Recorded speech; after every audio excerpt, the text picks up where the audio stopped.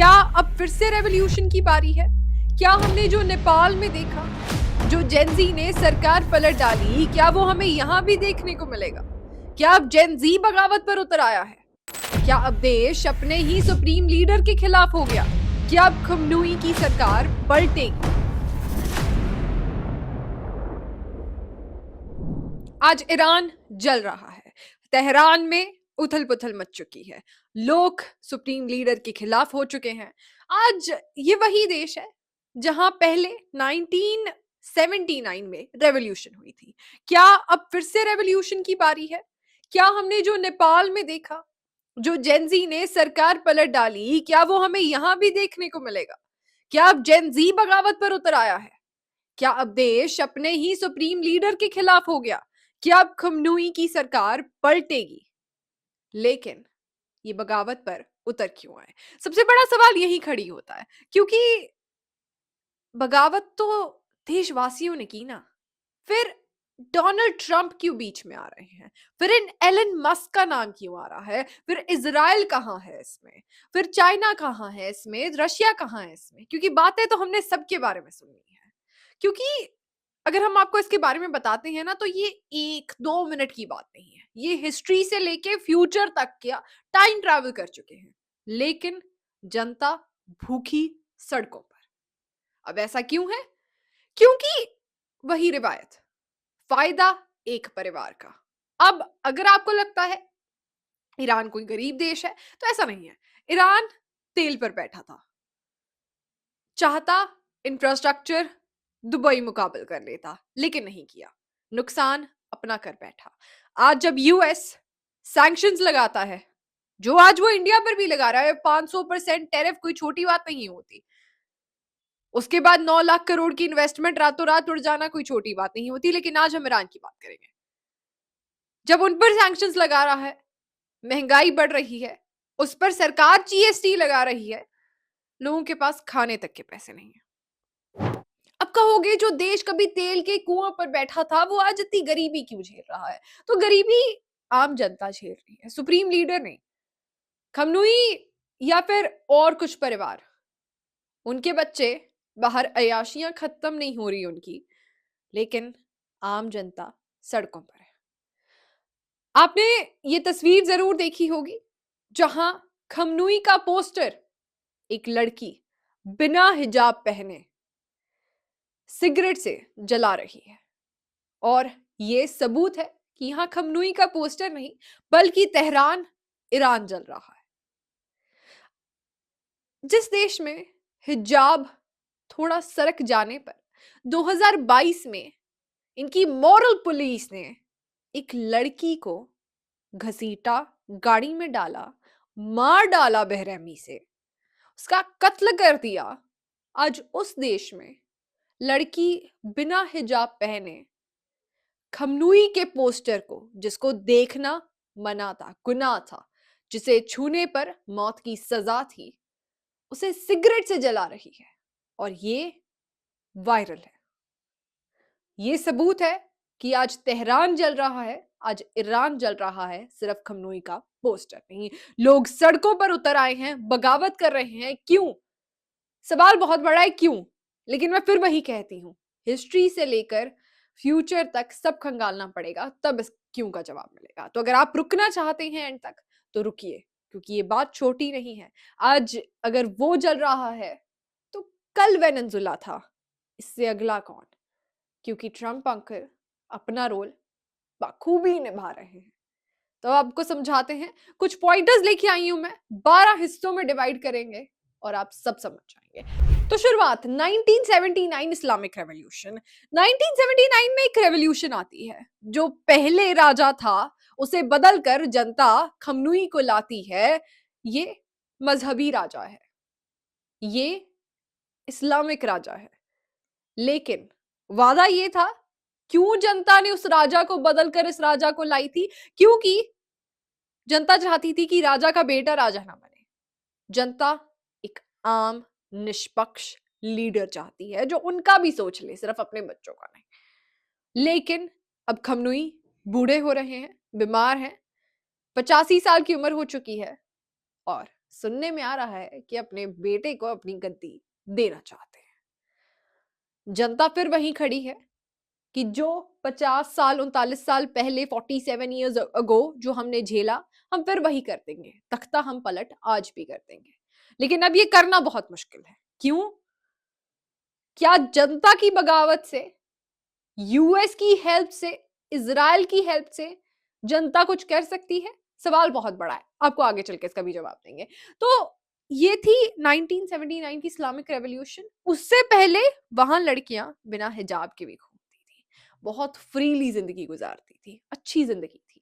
लेकिन अब हिजाब इतना कंपलसरी है कि 2022 में एक लड़की को मार दिया गया। क्यों? क्योंकि उसके 4 बाल दिख गए थे, हिजाब थोड़ा पीछे सरक गया था। और ये है आज का ईरान। फिर आता है मिडिल ईस्ट। अब मिडिल ईस्ट ऑक्टोपस कहते हैं।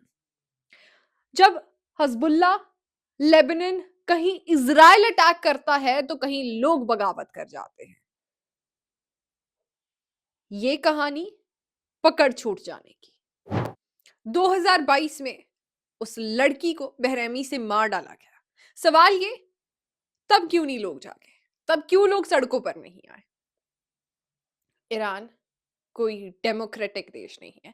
वहां एक सुप्रीम लीडर है, उसकी एक फौज है, लोगों को कुचल डालती है। अब आपका सवाल होगा, तो सुप्रीम लीडर तो आज भी है, फौज आज भी है, आज क्यों नहीं कुचल डाल रही? क्योंकि अब ये आग जियोपॉलिटिक्स पर उतर आई है, वो भी समझाएंगे। अब 2022 में उस लड़की की मौत पर जिस जिस ईरानी को दुख हुआ था वो आज सड़कों पर है। चिंगारी तब उठ गई थी। फिर आते हैं यूएसए और इजराइल। यहां अब यूएस और इजराइल को क्या दिक्कत है? ये क्यों हम कहते हैं बेगानी शादी में अब्दुल्ला दीवाना, ये क्यों बन रहे हैं बीच में? तो इजराइल और यूएस, इनकी ये कहानी है कि ईरान जो है वो एक बॉम्ब बनाने के बहुत करीब है। और जब हम बात करते हैं न्यूक्लियर बॉम्ब की, तो उसके बहुत करीब है। आज साउथ कोरिया को देख लीजिए, वहां डिक्टेटरशिप है, लेकिन वहां यूएस या इजराइल या कोई भी आंख उठाकर नहीं देख सकता, सोचता भी नहीं है, खौफ खाते हैं वो भी, क्योंकि न्यूक्लियर बॉम्ब है, वो भी तबाह कर डालेंगे। तो बात वहीं आकर रुकती है। अब यूएस और इजराइल चाहते हैं कि उससे पहले खमनोई न्यूक्लियर बॉम्ब बना ले, हम खमनोई को ही उड़ा देते हैं। तो अब क्या जो माद्रो के साथ वेनेजुला में हुआ, अब यूएस वो खमनोई के साथ करेगा? सवाल बहुत बड़ा है। यूएस ने, डोनाल्ड ट्रंप ने लगातार बहुत सारे ट्वीट्स किए हैं, सॉरी एक्स पर पोस्ट किया है, करते जा रहे हैं। आज ईरान जल रहा है, लेकिन अब इसमें यूएस और इजराइल तो समझ आ गए, पर रशिया और चाइना कहां है? तो रशिया और चाइना ईरान का साथ दे रहे हैं। चाइना ने तो यहां तक एक चिप भी डेवलप करके दे दी है ईरान को कि जो महिला प्रोटेस्ट कर रही हैं, हिजाब पहना है, उन्हें भी पहचान सकती है वो चिप आंखों से। तो दाद देनी पड़ेगी उन महिलाओं की। वो सिर्फ सरकार से नहीं, पुलिस से नहीं, एआई से भी लड़ रही हैं। आपने वो वीडियो जरूर देखी होगी, खून से लथपथ महिला, वो कहती है मैं तो तभी मर गई थी 1979 में जब ये रेवोल्यूशन हुई थी। अब तुम मुझे डरा नहीं सकते, अब तुम मुझे मार नहीं सकते, मैं तो उस दिन ही मर गई थी। ये आज ईरानी महिलाओं की आवाज है। दिन में पुलिस तैनात हो जाती है तो रात में धरने देते हैं। बात यहां तक आ पहुंची कि एम्बेसी से झंडा उतार दिया गया, झंडा बदल दिया गया। अब वो झंडा अल्लाह के निशान वाला नहीं, 1979 से पहले जो झंडा था, शेर वाला, वो जनता दोबारा लहरा रही है। जनता बगावत पर आ गई है। अब बात करते हैं ईरान बिफोर रेवोल्यूशन की। तो सवाल ये, क्या ईरान जन्नत था जो आज का जेनजी उसे याद कर रहा है और कहता है कि हमें वो चाहिए? क्या 1979 से पहले वाला ईरान जन्नत था और आज का जहन्नुम है? आज का जहन्नुम है मे बी, पर पहले वाला भी कोई जन्नत नहीं था। लेकिन राइट थे, अपनी मर्जी से आप हिजाब पहनना ना पहनना डिसाइड करते थे। आप क्या करेंगे, क्या खाएंगे, सब आपका डिसीजन था। कोई सुप्रीम लीडर आप पर खड़ा होकर, कोई मॉरल पुलिस भेजकर आपको मरवा नहीं सकता था हिजाब पहनने या ना पहनने पर। लेकिन अब थोड़ा आगे बढ़ते हैं इस कहानी में। ईरान बिफोर रेवोल्यूशन तो हमने देख लिया, फिर भी एक अच्छा खुशहाल देश था। लेकिन क्या ये वेनेजुला से कनेक्टेड है? क्या यूएस ने जो मादुरो के साथ किया वो अब खमनोई के साथ करना चाहता है? बिल्कुल। जब यूएस ने किसी देश की सरकार गिरानी होती है तो पहले जनता को बगावत कराता है, जनता को तोड़ डालता है और फिर उस देश की फौज को खरीद लेता है, डरा देता है, धमका देता है, अलग कर देता है और फिर सरकार गिरा देता है। ये यूएस का पुराना हथकंडा है, आज का नहीं। इंडिया के आसपास जितने भी देश हैं, भारत के आसपास बहुत बार अपना चुका है और लाइव सबूत हमने देखे हैं। वेनेजुला हमारे पास सबसे बड़ी एग्जांपल पड़ी है। इसके बाद रिच किड्स, जब जनता भूखी मर रही है, जनता सड़कों पर है, जनता खून से लथपथ है, उसी वक्त पर ये जो अमीर घराने हैं वहां के, जो पॉलिटिकल फैमिलीज हैं, उनके बच्चे तो बाहर के देशों में क्लबिंग, पार्टीज, फरारी चला रहे हैं, वो तो एंजॉय कर रहे हैं। अब इसको देखकर जेंजी, आम जेंजी की आग और भड़क उठी। यही हुआ था नेपाल में, जब जनता ने देखा वाईएसएल के बैग, महंगी महंगी घड़ियां, महंगे महंगे शौक, बच्चे बाहर और हम यहाँ मजदूरी करते नहीं थक रहे, हमसे तो हर चीज ही छीन ली इन्होंने, इतने करप्ट हो चुके हैं। तो तब जेंजी नेपाल में बगावत पर उतर आया था और आज ईरान।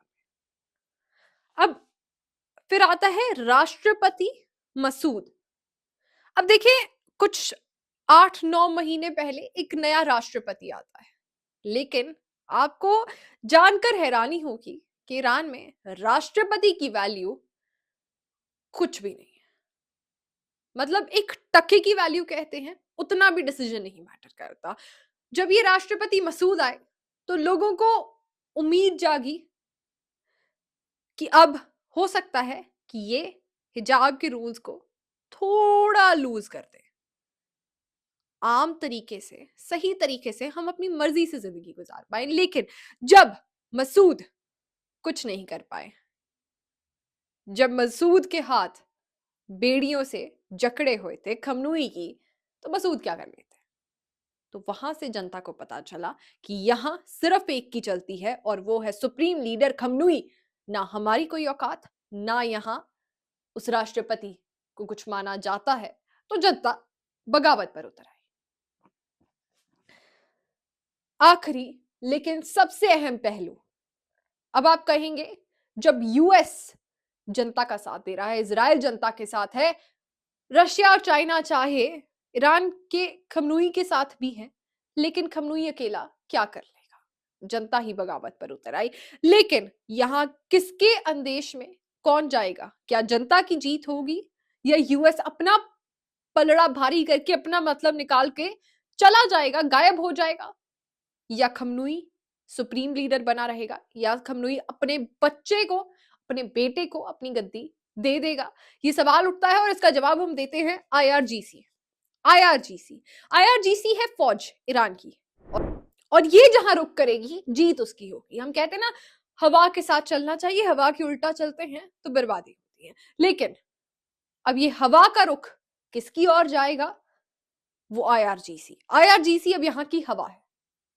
ये देश को जकड़े बैठी है, संभाले बैठी है, 50% देश इस पर निर्भर करता है। तो अगर आईआरजीसी जनता का साथ देती है तो खमनोई की पकड़ ढीली पड़ जाएगी, खमनोई कुछ नहीं कर पाएगा, चाहे वो चाइना आ जाए या रशिया आ जाए, कोई फर्क नहीं पड़ता। तो आईआरजीसी का रुख बहुत मैटर करता है इस वक्त। कहते हैं ना कि इतना भी मत डराओ कि डर ही खत्म हो जाए। अब जनता इतनी डरा दी गई थी कि डर खत्म हो गया, जनता बगावत पर है, यूएस उनका साथ दे रहा है।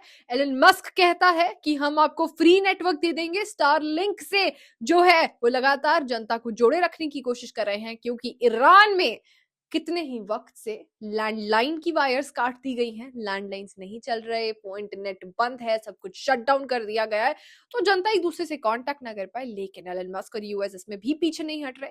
डोनाल्ड ट्रंप ने इनडायरेक्टली आईआरजीसी को धमकाया कि अगर तुमने खमनूई का साथ दिया तो हम तुम्हारे घर में घुस के तुम्हें भी मार डालेंगे, तुमसे हम लड़ेंगे, तुम्हें हराएंगे और फिर जनता को बचा लेंगे। तो ऐसा कहने पर अब आईआरजीसी देखते हैं क्या डिसीजन लेती है, क्योंकि वेनेजुएला बड़ा एग्जाम्पल है। आप क्या सोचते हैं हमें